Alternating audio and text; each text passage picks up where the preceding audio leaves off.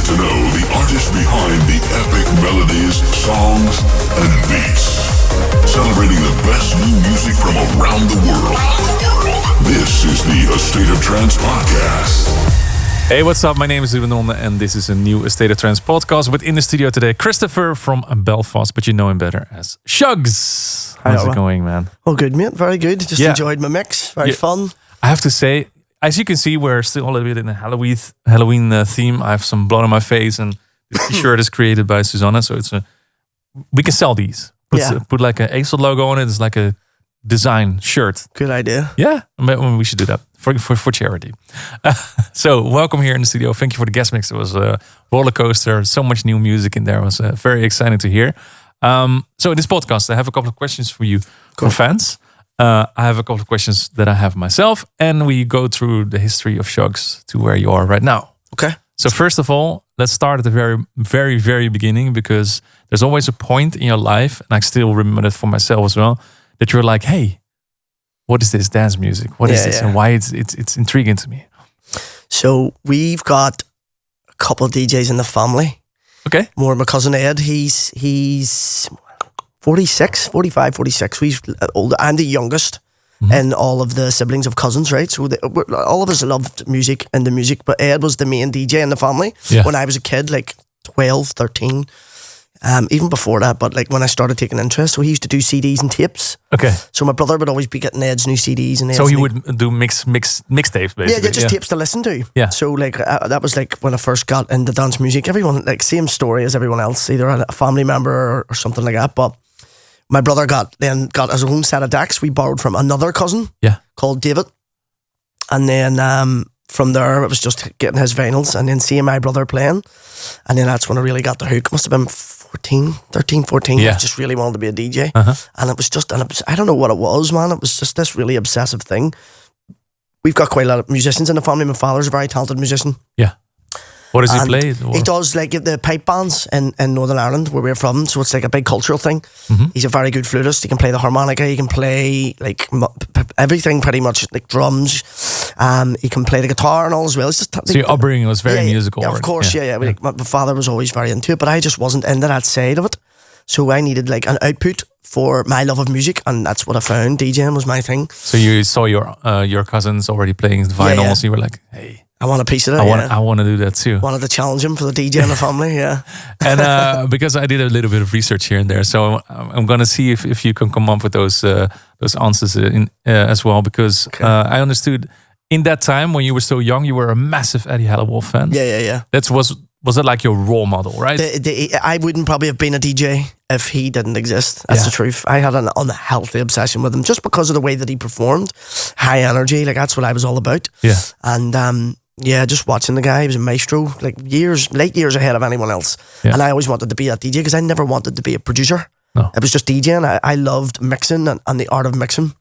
And sharing music with an audience. Of course, yeah. And performing, that was always the thing with me. I only started to make music to get more gigs. And obviously now I love that. That's consumed me. That's my life now, producing music. But when I was that age, it was all about DJing and just becoming the best DJ. And he was the Don. Like, he was the only DJ, I think, ever that's got into the top 10 on DJ Mag without ever producing a track. Very true. Which is insane, do you know what I mean? That just shows you the high of a level that he was back in them days. But I remember also that he had his, of course, he had his BBC One residency. Yeah, I remember every Thursday evening. Yeah, and then BBC would update their track listings on Monday morning, I think. And the first thing that I always did was like, what did Judge Shugz play? What did Pitong play? What did Eddie Halliwell play? It was always like scouting these track lists. I remember the first time that you saw your own name on those track lists. That was insane. Like that's a different. I still get buzzes like that these days, even like on here and stuff. Do you know what I mean? It's still the same buzz. Still exciting to see colleagues in the scene and people obviously high level enjoying your music. Yeah. That feeling never goes away, I don't think. Very true. Yeah. So when you were 14, 15, you started DJing. You didn't have your own decks, I understood, right? Didn't. No. I got. It's a funny story actually. It was Christmas. One of my other friends, Ryan, had a set of Belgrave Newmark decks. Or was it Newmark? I think it was Newmark, yeah, but the mixer was definitely Newmark. I can't remember the name of the model of the mixer, but it was like, it had one filter. I don't know if you remember, it was like a big grey knob. It was blue and that's all it had, a filter. Then obviously your EQs and stuff, but it wasn't worth, they were old, you know what I mean? Like, and I swapped them. My mother bought me Well, Santa bought me a Xbox for Christmas. They were only released Xbox 360, brand new. I think it was like 2000, must have been about 15 or 16, 2006, 2005, 6. Yeah. And I swapped the Xbox for the decks like a couple of days later, and my mum was Furious. furious. Yeah, that's a good word to use. But yeah, grounded me with my new decks in my room, which is the best thing she probably could have done, to be honest. But yeah, that was how I got my first set. But practiced on my cousin's sets before with my brother and stuff. Used to sneak into his room because I was. So your brother had his own decks. We borrowed them off our cousin David. Yeah, and they were always there. But I was a terror when I was younger. I used to just break and destroy everything. Not intensive, it was just dumb and idiot. Yeah. And he never used to let me touch him in case I broke them. So what I used to do is I used to sneak into his room when he went out and played him when he wasn't in. And a cool story, a funny one was he was in one night with his friends partying in his room, and I was practicing weeks on it. Like he didn't realise how much I was doing it. And they were all partying. It was Dan, Tucker and my brother. Leroy was there, I think a couple of just friends from home. And I says, can I have a turn? And he was like trying to show me, and I just went on and was like seamlessly just mixing. Yeah, and then he was like, that's when he like had knew that I was in the room. He used to put tape across the door when he left. Oh, yeah. wow. So I used to go into his room, and he used to put tape or string or something. It was something he used to catch me out, and he used to always know when I was in, and I could never figure out why. Mm-hmm. And then he told me like a long time after, that's what he used to do. He used to put like a little tiny bit of tape over the door when he went out, and then if he came home and knew it was open, he knew I was in. It's like a proper spy thing, man. Yeah, espionage. That's amazing. So you started practicing. You got your own decks. Yeah. So I guess you were also getting your first vinyls as well in the shops. And then the next step was going to different clubs, I guess. Going out when 100%. Yeah. So like sounding youth must be like a fake ID or something like that. Yeah. Well, there was two big clubs in Northern Ireland where I'm from. There was the Coach and the Kelly Slush. They were the two main super clubs. There was other, Portrush. There was other ones. There was variations, but they were the two that I really learnt. Like and crafted my love for dance music on them dance floors. We used to go every single week. Yeah. Excuse me. We went every single week to the Coach or Kelly's. It was always one or the other. But like insane. They're both gone now. Like rest in peace. But like insane. Just how much I learnt being in those environments just for the music, and obviously seeing such high quality. They used to have DJs every week. Like I remember there was 1 month. I think it was like November 2007 that Marco V 1 week, Tiesto a week after, Scott Project a week after, and then Alex Kidd and Kutsky, like 4 weeks in a row. Wow. Like that's the level they used to set in the Coach, like and that was non-stop all year round. They used to do residence nights, which were amazing as well. The residence nights were always fun because the guys knew exactly what to play. Yeah. So sometimes you'd go to the residence nights and they would have a better night because they know exactly what the Coach crowd likes. Do you know what I mean? It's musically it was always amazing nights, but from I was 15, I think 15 was the first time I went. 3 years underage, and you used to have Coach cards. So my brother had a Coach card. It's like an ID for the Coach. Usually to get discount, like a membership card. Yeah. And I used to take his card. Yeah, that was one of the earlier memories of clubbing we used to do. But yeah, just amazing, mate. That was an amazing time for me. Just fell in love with like obviously the passion of DJing, but to have that accessibility to the quality of music and DJs every week, it was just insane, man. Like. I've been to, I have to say that it's a side story, but I played Kelly's once. I remember it was with Armin, and I think it was like 2017, something like that. Was it the White Party? I can't remember. Because the Armin done, I think around that time he done a White Party in Lush. I was there. It could be there. Yeah. And I remember because you have to paint a picture for this, because you arrive, I think you land in, not sure if it's Belfast Airport. You have to do quite a long drive. Yeah. And it's situated, Portrush. It's next to the coast. It's on the coast, cliffs. And the ride just from the airport to the actual place is insane. It's stunning. There you can see how beautiful it is over there. And then you get to the club, which is like the production was really, really good. And the hotel is actually connected to the club. Yeah, that's true. So I remember having a hotel room the whole day, because we arrived quite early. The whole day you would have partying people all around you in the rooms. And then you would go to the party, and I remember, I think I had a few drinks. Yeah. And I remember going after the party. We had to go to the airport straight away, and I didn't have too much sleep because there were still people partying the whole night. The whole night, because the party was over in the club, but it didn't mean that the hotel was stopping, because a lot of people came in and stayed at the hotel. When they booked you, they used to put you in there as well. There was a caravan site as well. Sorry to interrupt. There was a caravan site as well. So loads of people used to stay in these, the caravans? Yeah. So like loads of people would go down and stay in them. So like after Lush was over, you would always get a bus home us because we're not locals. But there was always there was always something to do. Yeah, because it was quite a travel also if you lived far away from there. And I remember we had to go to the airport in the very, very early morning. And I think some of Armin's crews didn't sleep yet. I slept very little.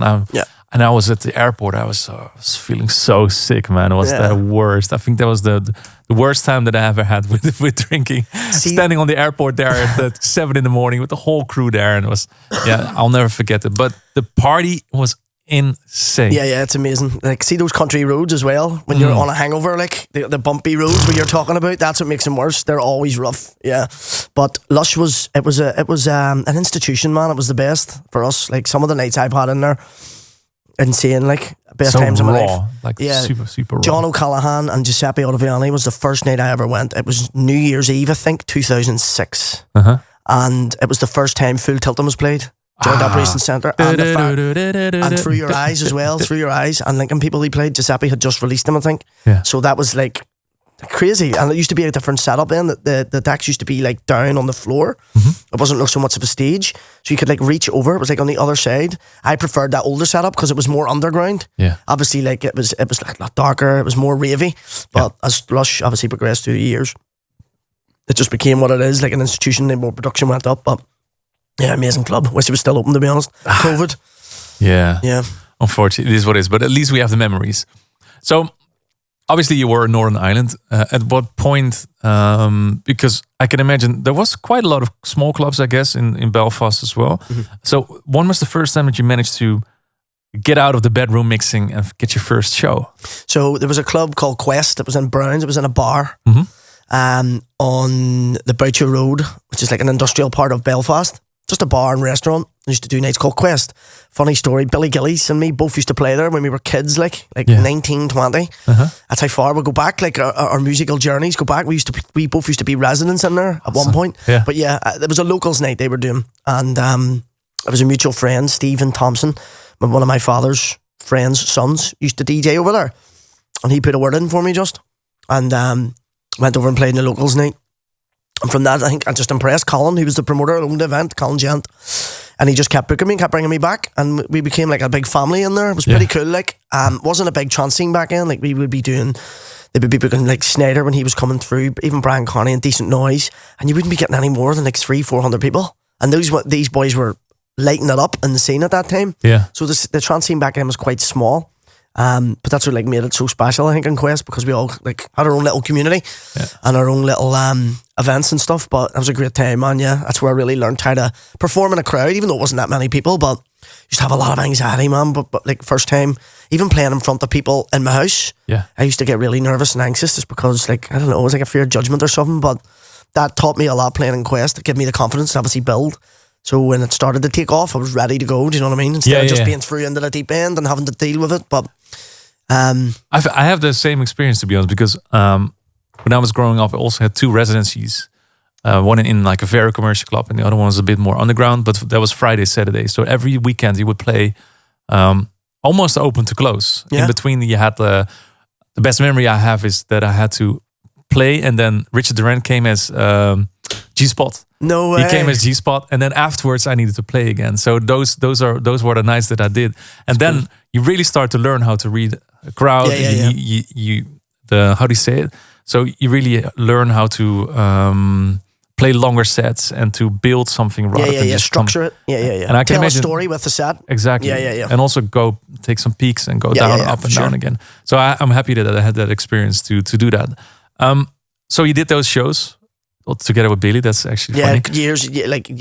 Many years ago. Would it have been 2009, maybe 10? Yeah, and in the meantime, was that also the decision that you started like, hey, I want to see where this is going and start making music as well? Or did you get your first gigs outside of that club? No, it was always Quest. The thing was, like, Billy was making music, right? That was like Billy's big inspiration back then, because he was getting Radio 1 support when he was like 18. Yeah, Billy, do you know what I mean? Crazy. He was getting stuff on Judge Jules' show. And it was never something I really wanted to do, like make music. It was just, I wanted to be a DJ. Yeah. But I understood that if you needed to get out of your local circuit, you need to make music. There's no other way. Like it was during a time where DJs weren't necessarily a thing anymore. Like the mentality that I had with Eddie Halliwell, who made an example of Fergie. Do you know what I mean? Fergie did make tunes too, but he was always known to be a beast of a DJ. Those times were kind of gone. You couldn't really break through as a DJ anymore. So my mentality towards that was obviously dated. The new thing was you have to produce music. You have to get Beatport charts, all that there. You have to get in there. So I started making music and just fell in love with it. Completely fell in love with it. Like within weeks. Used to obsessed over like a year. There was a well, there still is an academy in Belfast. It's like an online academy. What's it called again? Completely left my head. Sonic Academy. Okay, and it's run by Phil Johnson. It's still there. They make plugins and amazing so guys. I rinsed their website, I think twice, pretty much every video over a period of like a year, and just like once after a year, started trying to release stuff. But I picked it up quite quick, which was surprised myself because everyone was always telling me, it's like a 2-year, 3-year journey. Oh, you don't want to rush it and stuff. But because I've had that much time I was putting into it, I kind of picked it up pretty quickly. You already had the musical knowledge of being a DJ for such a long time. Yeah, of course, that helped. Yeah. So you kind of knew already, this is the sound that I like to play. So this is the sound that I probably want to make. And you know how a track is built, and maybe that's why it's a little bit easier. Yeah, that's a good point, It's funny now that you're saying that the time of Eddie Halliwell, that it was ending, and now this is had nothing to do with your history, but those times are actually back. Yeah, because there's a lot of DJs out there that do not release anything and still sell out venues after venues. Yeah, it's amazing, like, isn't it, to see? It's just this scene, or the dance music scene in general, always changing, always evolving. Yeah. I love it for that, though. Yeah. I really do love it for that, man. There's never a stale. There's nothing ever stale happening. There's always something interesting. Very, very true. Yeah. So okay, correct me if I'm wrong. So the first release that you had was actually a remix that you did for the late Barry Connell, Fritz Bomb. Yes, that was the first release that you had, right? That was the first one. Yeah, it was on a CD, a Good Grief CD. Liam Wilson, who you know very well, was putting together a Good Grief CD. 2016 it would have been probably, and he was just asking me for a track, and I had just finished that one and sent it to them, and they got the clearance on it. It wasn't like a full official release, but that was the first one that I managed to I was able to promote as my first release, which was a nice feeling. How much tracks did you produce before that one? And probably about 6 or 7, but no confidence. And did you send them out to, or did you they just sit on your hard drive? But there's a story with Schneider, a good friend of mine, Liggy. I sent him a track and he ripped me to shreds, destroyed me. I wonder if I could find him. Maybe I'll show you after the messages if I scroll right back on Facebook. But Jesus, it was a reality check. Now, it wasn't at that time thinking it was good, but I thought that the track that I had sent him was acceptable. We're okay, I'm confident enough to send this out. Sent it over, and he ripped me to pieces, but I needed it, and that was good. And that's one thing he still does to this day. Anytime I'm sending music and stuff, he'll be honest and constructive feedback is always the best thing you can get. Instead of it might hurt a little bit if you have a little bit of a false reality or a warped reality of where you actually are, but if you really do take it on board, it will help you. And that's why you need people like that. I always try and do that for people I think myself. that's one of the most important things that you can if you have friends around you that are really harsh critics, but they really want to help you improve what you're doing, they should really be open-minded into doing that. Because I remember first time that I got feedback on a track and it was destroying as well. Yeah. Fuck, that hurt, man. Yeah, it does. I was like, okay, I might as well give up. Yeah. There's no point. If my track is going to be shred to pieces like this, I don't want to do it anymore. But then you start listening and then okay, maybe you're right. Maybe you're right. Okay. But it's hard, it hurts. And it's hard as well. Sometimes, I've done a lot of music production, teaching with people and stuff over the years. And sometimes you don't want to hurt them, but you know it's valuable to tell them the truth. And because that younger kid in me got that and it hurt. Sometimes you kind of hold off, but you have to sugarcoat a little bit. Yeah, you have to be the bad guy you do sometimes, because at the end of the day, they're only going to improve. Yeah, and that's the bigger picture of things. You know what I mean? You don't need to. Very true. Yeah, I did a lot of feedback streams on Twitch that people could send in demos, and I would listen to them on stream and then give them some advice here and there. And sometimes you have to bite your tongue a little bit, because sometimes you want to help someone out, but you don't really know how it's going to be received. So, anyways, so that was the first release that you had. Yeah. Followed by something big with Brian Carney, right? Yeah. How important is Brian in your career? Massive. I've always best things to say about Brian. He gave me my first proper shot. He put me onto my first agency, Music First. Mm-hmm. Neil and Rob Murphy, or Neil Scarborough and Rob Murphy. And it was Brian that put me onto their radar at the start, and then give me that opportunity as well. So I'll always have like the highest admiration for Brian. Yeah. He's a good friend of mine. Like, he's helped me out so much over the years, and he's such a gent as well, as you know. Do you know what I mean? But Yeah, I owe amazing. a lot to him. He got me started. He got my foot in the door. Yeah, because Mexican Rave, that's the remix that you did. I guess it was sort of a game changer for you. It was the arrival. Yeah. Yeah. It's a funny story with that one too. I used to work as a cleaner, right? So I was in work, and Brian emailed me, and asked me to remix that track. This is the first time you had contact with him. Yeah. And he emailed me, and he was like, "Right, I'm doing FSOE 300, I think it was, and I want you to remix this track for the set." So, and like, one of my favorite tracks of all time with Brian's is Mexican Rave. So the fact that he had said that it was for the FSOE Mexico gig, and it was one of my favorite tracks, I thought it was one of my mates winding me up. I thought someone was taking the piss, you know what I mean? So I didn't believe it at first, but it was turned out like it was Brian, yeah, and like he gave me plenty of time on it, and it just felt like at that moment, shortly after I left my job and went full time in music, it just felt like at that moment there was like a turning point with my sound, with my music, my confidence, and obviously like fate for that to happen. It just felt like for me at that moment, this is it, like I have to go for this. Yeah. And then done that remix, and yeah, completely blew up. Like the support I got on that from Home Everyone Home, number one that hit on Beatport, first like remix. Held off Above and Beyond, I think, for like a week on the top, which was it was insane. Like never been seen before, like to me before, anything like that, like for that long. But yeah, the amount of support, the whole like Stevie One at Home got behind me, got behind the track, and just shot it up. And then from that, got signed to Music First shortly after. Yeah, and then the rest is history. Started my career. I guess there, because this is one of the moments that a lot of artists or hope to get where they are, because that's the moment that you're like, okay, I'm a cleaner right now, but now I feel like I can give this a shot and put in some time. You just need a bit of help sometimes, man. That's what it was for me. What was it like for you to take that step? Because that's the biggest plunge you can take. Like, terrifying, of course. Like, but the thing was with me, I had some money saved up, and my mum and dad were like, I'm not gonna say unsupportive, but like I used to spend I used to spend a lot of money on DJing equipment, right? Like I worked 2 jobs. I worked in a call center from 9 a.m. till 5 p.m. Then I went home, and then I worked on the milk, delivering milk as a milkman from 11 p.m. till like 3 or 4 a.m. I done 2 jobs to pay for my Pioneer equipment. I used to get them on finance. Wow. And that's how, but before I was making music, before I started producing music. So I was always like, my mum and dad always seen like the amount of money that I was spending on this, but never any return. So they were always like, oh, like, son, you're gonna get a reality check here. You're spending all this money, it's not really giving back. You need to go get a trade. And I actually made like a deal with my mum. Like I said, if you can put me up, basically let me just like quit my job and give us a shot for the next like 6-8 months. If nothing happens, or if I don't get anywhere, and if I don't push through, then obviously I'll listen to you. I'll take a backward step. We'd never give it up, of course, but not treat it as intensely as it was. Yeah. Go get a trade, and maybe and it was like the 5th month, May. I think it was the end of May. I got signed. Yeah. So paid off just about, like, and now my mum, like, they weren't unsupportive, but they were just being parents. Do you know what I mean? Seeing me spend all this money and dedicating all this time and not really getting much of a return. They were obviously looking out for me, but now they're like the biggest fans. That's amazing. That's amazing. But it was so scary, like that time. Terrifying. Are you a bit of a manifester that you're like? Yeah. I am a little bit. Yeah. If I just self-belief, I've got a lot of self-belief. I always have. Like I love proving people wrong. Oh yeah, I really do love proving. If someone says something that you can't do it, I'll just say, wait. Yeah. No, don't even say that. Just say okay. No, but for yourself. Yeah. Agree with them. Yeah, okay. And then just go and prove.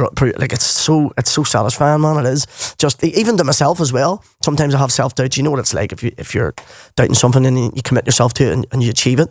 Yeah, that's what I had too. Because someone that's very close to me told me once that he was like, "Come on, you'll never make a hit," or something like that. And I remember getting my first daytime playlist on one of my songs here in the Netherlands on the radio. I was like, bang, F you. Yeah. I didn't say it, but in my head I was like, okay, you see, I strongly believe like if you can dream it, you can do it. 100%. And as long as you put in the work, like what you say, you put so much dedication working 2 jobs to work towards your dreams instead of just sitting back and be like, I'll see what happens. It's the thing, like hard work beats talent if talent doesn't work hard enough. Yeah. That's something I live by. Like you might not ever be the most talented man in a room, but you can always be the hardest working man in a room. And That's live by that. Just like treat the things you hate like you love them as well. Yeah. Like just always keep going, just hard work. And you'll get there, like no matter what. There's nothing you can't do with that mentality.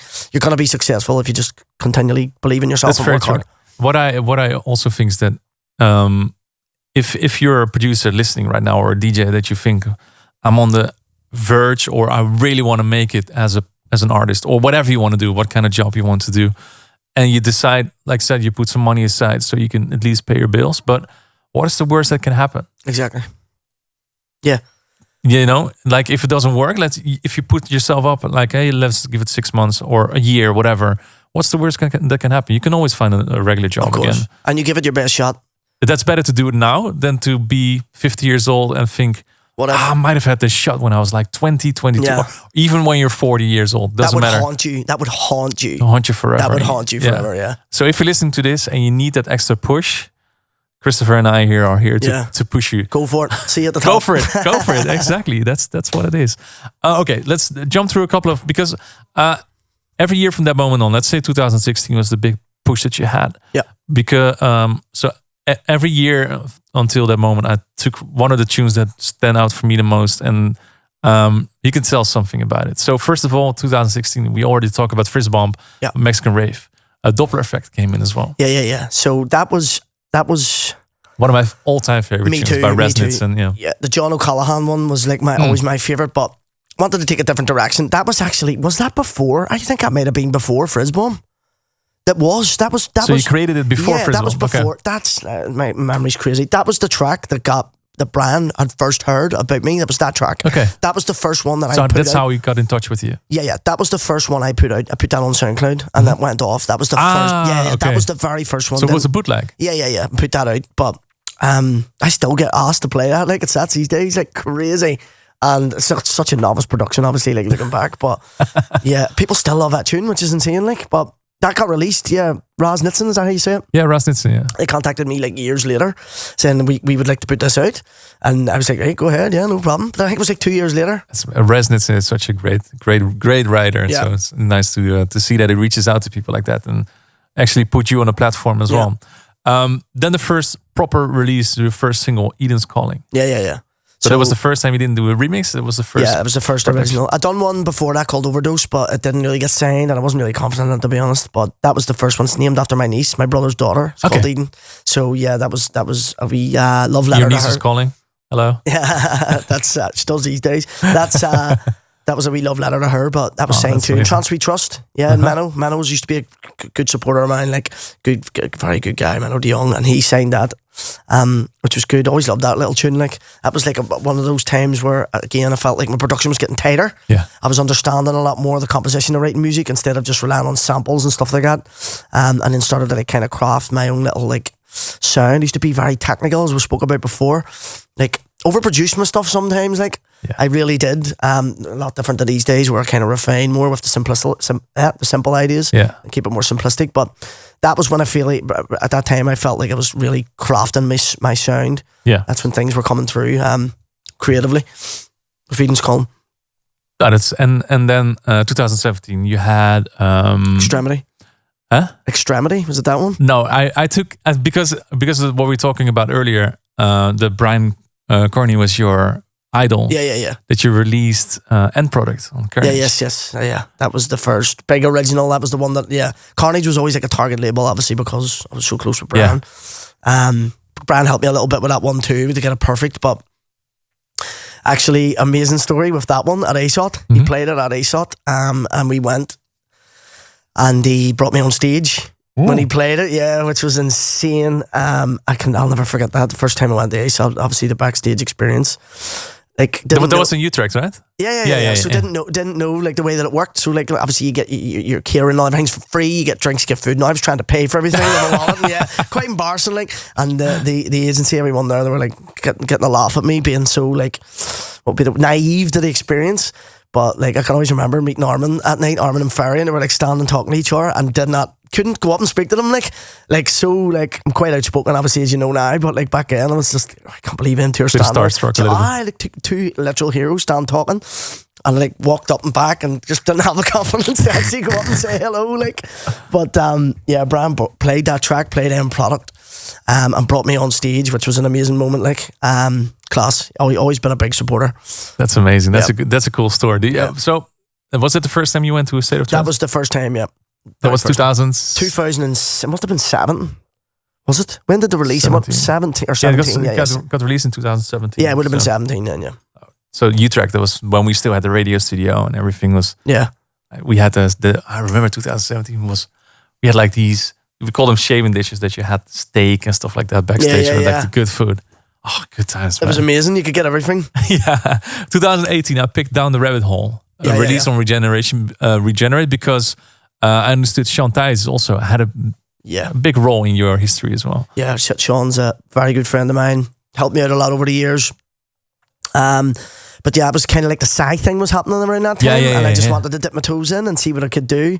Really fun track. I loved producing that track. I have a really good memory of playing that one. My debut at Creamfields back then, and it went off. That's a good memory I have of that one. But yeah, man, it's Matrix. The theme of it's the Matrix. Yeah. So Down the Rabbit Hole, I sampled like so many elements and like voiceovers from the actual film. So Morpheus speaks, Agent Smith, there's a part with Neo as well. Just wanted to have like a little bit more fun with that one. But yeah, cool track. You didn't think about any copyright strikes or whatever. I just take the samples, just put them in. I actually don't even think I realised, you know what I mean? Just that, still naively just ignoring it, but yeah. Fun track, man. Yeah, amazing. 2019. And it's funny that you already mentioned him a little bit earlier, Billy Gillies, because you guys already knew each other then, probably for more than a decade already, but this was the first time that you teamed up for an actual tune in 2019 for The Journey. Yeah, so that was a good one. Billy was doing his debut at Luminosity. Yeah. And we wanted to do a collab, and this is the thing, like a crowd I always say is this how much of an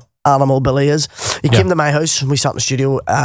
I think I gave him my laptop and I worked on the computer, and I was doing the drums and the basses and the more technical, like effectsy kind of side of it, the intro, and he was doing the break and the melody. Yeah. And it was like after like 40 minutes, he had the whole thing done, like his side, and I was only starting, and I was like, you just loaded in a kick. He just sat down, got the pads, whatever, wrote the melody, the ARP, and then just arranged it quickly. And like the version that he made in less than an hour was like pretty much the whole breakdown finished. That's amazing. Yeah, and then I like when we left, I obviously refined, brought the whole track together and stuff, and then I think we'd done a second session. Did he come back, or did we do something online? But that was a really fun experience. He played it at Luminosity, went on stage with him, which was amazing. Billy was on fire that year. He was definitely the best set of the festival. That's when he like turned up at that event. And we played that, amazing times. Good lad, Billy. Yeah. It's amazing to see how successful he's getting right crazy, now. Man, crazy. No one deserves it more. Like, he's been making music for ages. That's the thing, everyone thinks Billy Gillies is an overnight success. He's been making music since like 15, 16 years, and like he's always stayed true to his sound. Loves to make music. He's just an amazing producer, but also like so hardworking. Yeah, and like setting the bar for Northern Irish DJs 100%. I think you could compare him a little bit with Maddox. Yeah, for sure. Maddox was also making music for almost a decade as well, or even more. Yeah. And now he had a big break, and people were like, hey, it's overnight success. Not at all. Nah, it's just because people don't, obviously, like, it's younger people don't realise, they haven't done the history, do you know what I mean? Or don't know the history. But yeah, it's quite normal, I think, out there. People see someone come through, have a big blow up track, and they think, oh, it's a new kid on the block. Yeah. And the guy's been making tunes like half your life. Yeah, fair enough. I'm going to jump a little bit in the time because we're running out of time. Okay, cool. Because Symmetric, in 2022, you worked with them on Triplicity. Yeah. Symmetric is also an artist, or it's a duo, right? Yeah, they've become really successful right now as well. They're good lads. What can you tell about Triplicity? So a hard word to say. We wanted to do something a little bit different with that one, so we just wanted to do like an uplifting track. I had kind of had an idea down with the melody. They came to the studio, and we just wrote it off and then sent it to Subculture. John O'Callaghan signed it, which was really nice. it was back in that time where we were like experimenting with more uplifting kind of stuff. Still a good track, still really enjoy that track, but like compared to the stuff we're making now, it's so different. Like, It's very different. yeah, we had a collab recently there, which we've had to put under wraps, but like it couldn't be further from that style. Like it's completely different. That's fair enough. Yeah. And from there on, I guess you're taking a little bit of a turn left and right into dipping your toes into other sounds than the typical. Well, you were never really a typical uplifting trance producer anyway. 2023, you teamed up for the very first time with one of the hottest names right now as well, Maddie Ruff for Decimate. Yeah. And you play a big role in Maddie's career as well, because when he was here in the studio, you were sitting over there. You came on the podcast for a second as well.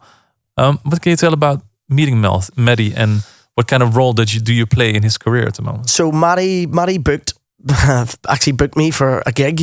I told this story last time, like I'll tell it again. He booked me for a gig in Liverpool. He was a promoter and wanted me to come over and play. Maddie's from Northern Ireland. He was a fan of mine, and he wanted me to come over and play. And we just stayed in contact after the gig. And then he wanted to start to learn how to make music. During that time, I was doing music production and teaching.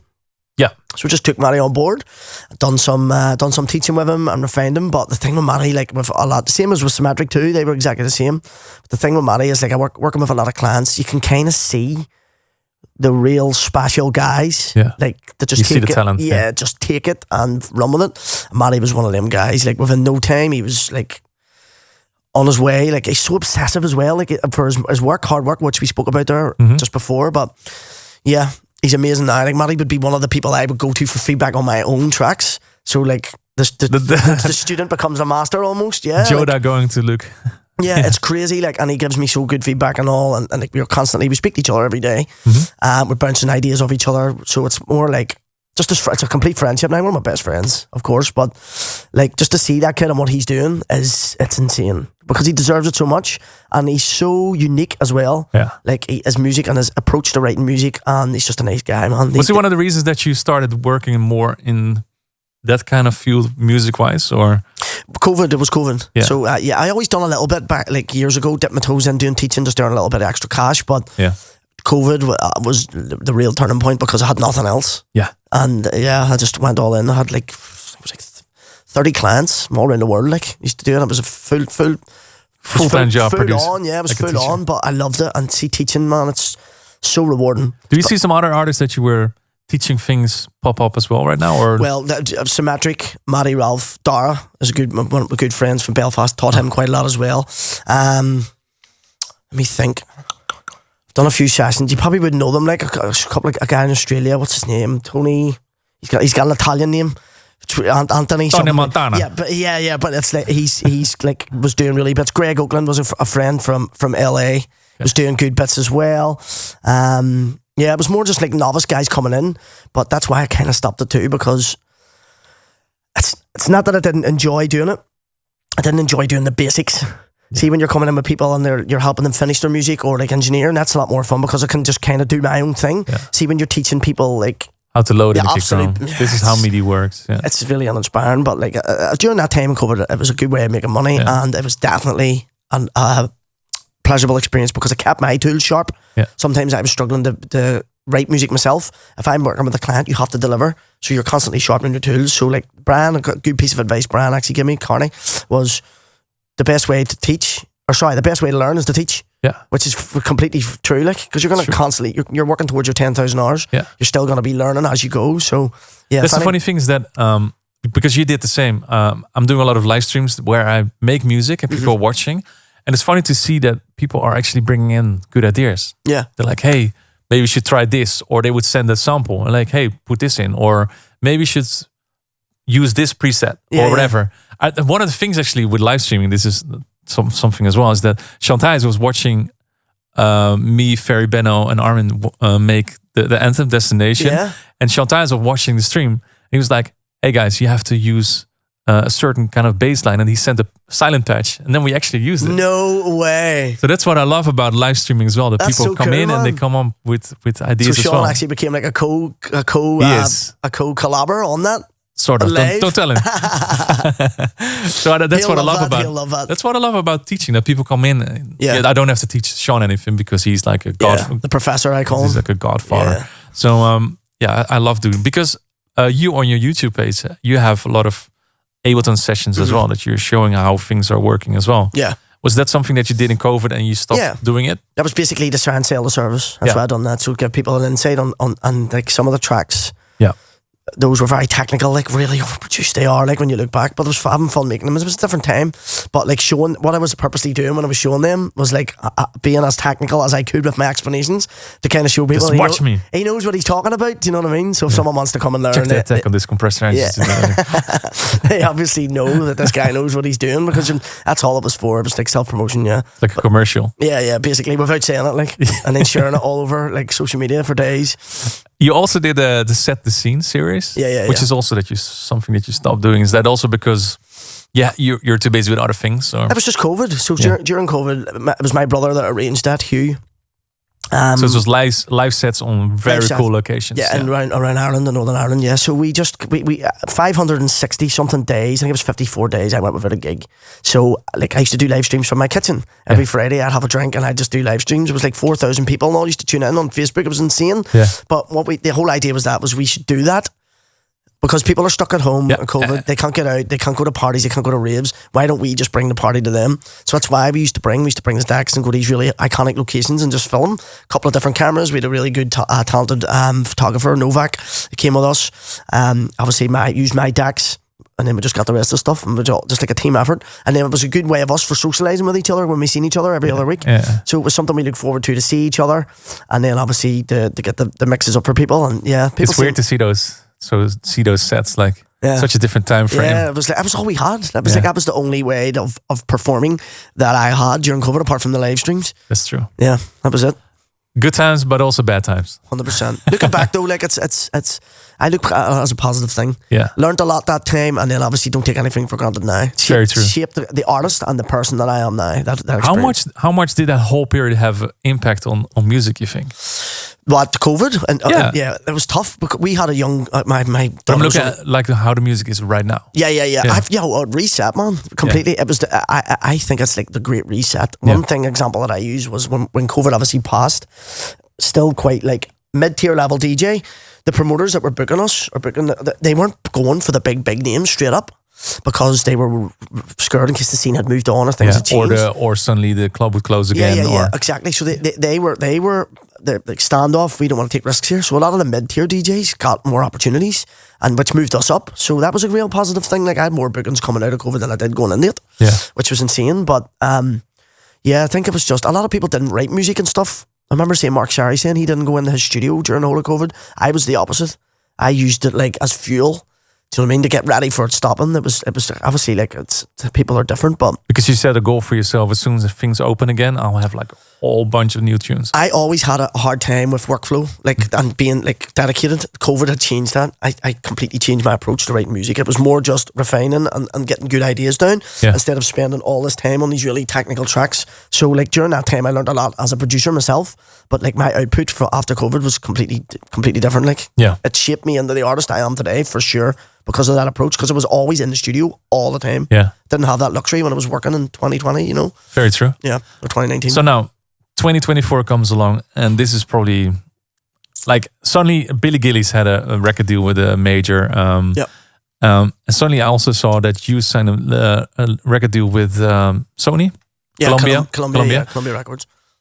How did that come along? Because, it's not really something that you would expect at all. Insane. So the honest answer is, Symmetric had done their deal. They got a deal through Atlantic. Yeah. And like SoundCloud, they use a lot of SoundCloud, right? SoundCloud charts and stuff. That's how a lot of these A&Rs get in contact with up and coming producers. I basically was Curtis, one half of Symmetric, was dropping me to the airport. I was going to a gig. He was just giving me a lift. And I said to him, I was like, how do I get a piece of this pie? I want to get in here, like, because the music that I was making was certainly suitable for them. Yeah. And they just hadn't came across really yet. And I was a big gatekeeper of my music, so I never really uploaded anything. I just used to keep it for my sets. And Curtis said to me, he was like, you need to just get like a really, really recognizable vocal, get it on SoundCloud and blow it up. So I went back after the gig on the Monday and wrote King of a Castle, iconic vocal, put a bounce over it, you know what I mean? Simplest track, I don't even play it. Yeah. Don't even play it anymore, but I just used that track to try and get into bed with a major, put it up, and that's what happened. It blew up, completely blew up. I think it hit like 5 million streams the other day. And then they just contacted me through email. Curtis says, put your email on your SoundCloud. So it was like hitting all the charts, top of the charts on SoundCloud. And then I think it was like number 4 at one point, or 3. in the UK. And then they just emailed me, just like all these different major labels. It was like 6 or 7 of them, exact same conversation. Oh, we would like to learn more about you, get a deal in place. And then it actually was a year from the first email that we actually done the deal. That's how long it took, almost a year. Wow. Because we were narrowing it down. But Columbia were the best. They sent Joe over, he was my A&R. He came over to Belfast, met me, had dinner a couple times. Do you know what I mean? Like, he was the real professional out of the rest of them. There was a couple of other ones that were quite good too.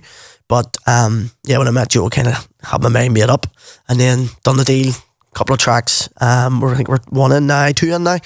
And yeah, just it's been an amazing experience working with them because it's completely different to anything I was ever used to. Do you know what I mean? Yeah. Like going over to London and then these big, massive buildings, these big studios with all these amazing producers. It's an amazing outlet for working with other talents and then learning as well. Yeah. I've been really appreciative of it, and yeah, it's amazing to be working with people at that level. Yeah. Sony, do you know what I mean? Like, I never thought I would ever get into a position to be working with people at that level, but yeah, it's been so inspiring, mate, and constantly going over and writing music and just trying to refine and get the best music to promote and obviously put out with them. And so you can tap out of a pool of amazing singers and songwriters and back catalog that you can take songs out of that you would not be able to clear it at all. Like the biggest problem a lot of people have, producers, is getting good quality vocals. Yeah. Like these guys just every week just sending you constantly amazing stuff, and like you actually gets to a point. I've probably wrote about 9 or 10 tracks, but obviously the circumstances with the vocals, other people can take them.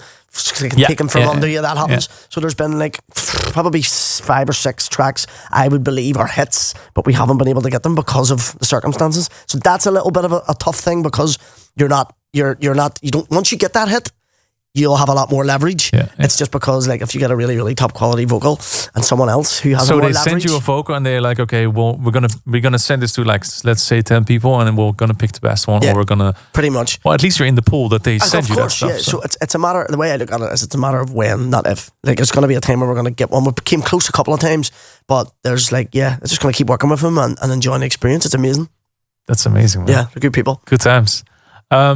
New songs that you played also on the show and that you already teased on social as well. Like one of the things that you put it in on SoundCloud, I think, Such a Good Feeling and I Miss Your Love. Those are the 2 tunes that are coming up in the near future. Yeah, so Such a Good Feeling's one I only wrote it a couple of weeks ago. So the story with that one was I was having a really bad day in the studio on a Tuesday. Mm-hmm. I was trying to write more of my commercial stuff and nothing was clicking. You know exactly what I'm talking about. You're just sitting down, you're trying to throw at a wall till it sticks and nothing's happening. So I went in on the Wednesday with a completely different approach. I opened up Diva, the synthesizer Diva. Yeah. I was like, I'm going to make something nostalgic, something really, really old school. And I just wanted to write a whole track with that synth. So I basically just wanted to do the bass line. It was like a heartstring kind of vibe. It started with DJ Heartstring. And I just done the bass line, like the bass line in it and like that lead and the vocal. And that was it.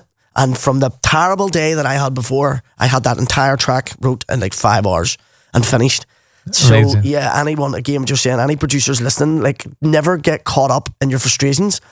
Just either go on walks or anything like that, reset and go a different direction, and you could write one of your favorite. That's one of my favorite tracks I've wrote this year, and I wrote it in like 5 hours on the back of a frustrating bad day. So put yourself to a challenge to use, like, for example, one synth to create a whole song. Yeah. So just like the bass, the synth, and the idea, just get that. The whole idea with it was I'm gonna compose today. Instead of trying to get this really cool, I'm just going to compose that down, wrote a few notes, and then just took it from there. And then done the editing part, all the automation and all that at the end. Because I knew that if I was to try and do that again, I would get frustrated. Yeah. So just kept it simple. And yeah, haven't got a label for it yet. Probably going to send it over to you guys, see if you guys will like it, but see what Armin thinks. But yeah, that one, and I Miss Your Love as well, which I put on SoundCloud. That was actually a vocal that I found on YouTube, an old house vocal. I just fell in love with it and took it off YouTube. Like, I've never even heard it before. It wasn't like a big commercial hit or anything like that. It was like, I think it was 1990. It was released, the original, can't even remember the name of the original. And yeah, I put that one together. That one was more like, I wanted to do like a more ravey, hard housey kind of vibe, but like there's a lead in it. It's like a really like big, like old school, like T-tune lead. Yeah. Lasco, like an old Lasco kind of vibe. That was the idea with that one, because the vocal was quite fitting. But yeah, I love that wee track as well. Wanted to give that one up on SoundCloud. I'd like to do that now and again, just put some stuff up for the fans. Do you know what I mean? I've got that much music, like I can do that. It's a nice position to be in. Yeah, too much music, man. That's the thing. Like my manager Lee, he was like, you've got so much. It's like 18 tracks. You know what I mean? You just don't know what to do with them. So that's the thing that we're doing now. We're just trying to refine, get the right releases, and obviously, put out the right tunes at the right times. That's a good idea, actually. So the stuff that you're not gonna release or whatever that is right now, because I think the whole generation of producers that is coming up right now doesn't necessarily see that a release is on Spotify or any download portal. Just put it on TikTok and SoundCloud is a release as well. There's so much power as well with like this, as we're speaking about them majors. They use TikTok and SoundCloud to basically scout for new talent. Yeah. So you don't have to have a Spotify release on a free download. Like some of the most viral tracks come from SoundCloud charts, and it's because people are just throwing them on. Do you know what I mean? Yeah. And like, there's no like, it's quite controversial saying this. Like, I don't like love my tracks. Like, have these like that's so sentimental to me. It's just tunes, like, to me, man. Yeah. So like, there's ones that come along that I really like, but like, don't keep your own stuff. Yeah, you know that's what I've been doing. Give it out, man. Give it out. Like, because when I look back at the last few years, because I'm sticking to maybe some old school way of thinking that a release needs to be there and you need to have like a certain time around it, that you have to promote it and stuff like that. And now I'm sitting on so much music as well that I have to start discarding music because it's not in this time frame anymore. It's counterproductive. You're wasting your time. Yeah. You're spending all that time making the track and then you don't know what to do with it. So it's just better to just throw it out. Just throw it out. Just do it. Promote it on social media. That's what I do. Like, just promote. What I'll do is I'll do like every couple of weeks, just put like a new track on and see if it pops. And if it pops, continue to promote it and then just give it out. Because it's going to build you up. Do you know what I mean? It's keeping your fans happy. It's building up your streams on SoundCloud, and then bigger things can come from it. I got a deal that changed my life from doing that. Do you know what I mean? So why not? It seems change it. That's very inspiring. Yeah. All right, let's. What else did I have so much stuff to written down. There's one thing I have to address before we go to the questions of the fans. Is that I understood that you're a big gaming lover. What kind of games do you play at the moment? Besides Ableton. So I'm a massive League of Legends fan, like huge, and like to the point where it's very, very damaging. Do you watch it as well on Twitch, for example? No, I just play. I play a lot. I do like TikTok and stuff. I would see a lot of plays and stuff, but like I only play it. Like, I'll download it and I'll play it for a couple of weeks and then I'll get rid of it because it is so good. It's addictive, bro. And it's like I can't work. Like, Matty's a big advocate. Like, me and Matty came together, but he always says to me, get rid of that game, bro, because when I'm not working on it, when I'm not playing that game, I'm doing my best work. But it's so addictive. League of Legends, been playing it for years. Call of Duty, the new Call of Duty, which I just got there last week, which is probably going to be Black another. Ops 6. Yeah, it's probably going to be another unhealthy. I still haven't downloaded it because it's good. I know that it's going to consume a lot of time. Yeah, it's good. It's good. The zombies is good. We had a couple of games the other night. Me and Matty and my friend Billy. Only had one night on the multiplayer, but it feels slick. It's good. Yeah. That there is really nice. And what's frustrating for me is that in the past I would put in a lot of time. I would have like a KD of 1.4, 1.5. Yeah. When you're a casual player, there's no way. The thing these days, but we were talking about it, is there isn't, like, you can't play it casually anymore. No. Skill-based matchmaking has ruined the game. Yeah. So if you're good, you get punished for being good because you're getting put against people who are better. So there's no such thing now as just picking it up and coming in and playing. You're just playing against sweats all the time. Yeah. So it's probably going to be a little bit of a problem, but yeah. I'm trying to regulate my time of gaming, which is always difficult. My missus always tells me off for it, like, but I'm either working or gaming, like.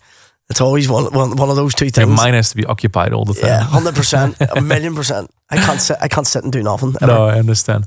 Okay, let's jump into a couple of questions, narrowing them down. What's the meaning behind your DJ name, Shugz? So it's a question by Pris Duong. It's a nickname, actually. So my father's called Hugh and my brother's called Hugh. So a nickname for Hugh in Ireland is Hugo or Shugo. Okay. So my dad gets Hugo, my brother gets Shugo, and Shugz was just another name. So I used to just be like, wee Shugz. So like, it was actually their name. So it's not as like inspiring or a cool story. There's no like, it's literally, I went to this spa retreat and some yogi came up to me and was like, hey. It's literally a nickname for my father. Well, that's a good thing to do, to be honest. Jonathan Joshua Carroll wants to know if there's, with so much music coming up, is there plans of something like an album coming up? I've flirted with the idea, but for me at the moment, with so much music going on and with obviously my major deal and that, I don't think so. It's something I will 100% do eventually, because I can make a lot of different styles of music and I love making loads of different styles of music, but right now it's just too focused on singles. Yeah, I understand that, because when you dedicate yourself to writing an album, you have to really dedicate your time to it. And you have to also, you have to also realize that some of the tunes that you're making for the album are not going to be stream canons or whatsoever. It's just something, it's a passion project, I guess. Yeah, 100%. Just don't have time for it at the minute. Yeah. Next question comes from Aaron Kuan-Han. It's hard to pronounce. Which is also a question that I had. This is about sweet release that you did, and also happiness happening. I wrote down happening. I don't know why I did that.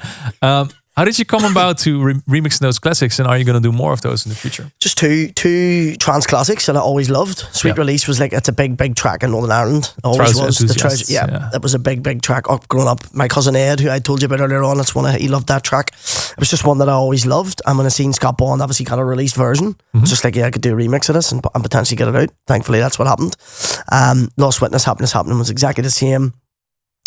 Just wanted to take out a little bit more of a different direction, a little bit more like pumping and a little bit more banging. Loved the original, but I've got quite an unhealthy habit of remixing classics, man. I've done a lot over the years, and them two got released, which I was delighted for. That you guys loved them. Is it something that you're gonna? Is there any more classics that you're doing right now, or that you're playing in your sets that you didn't share yet? There's always something. I've done a remix of Black Madonna's, or is that her name now?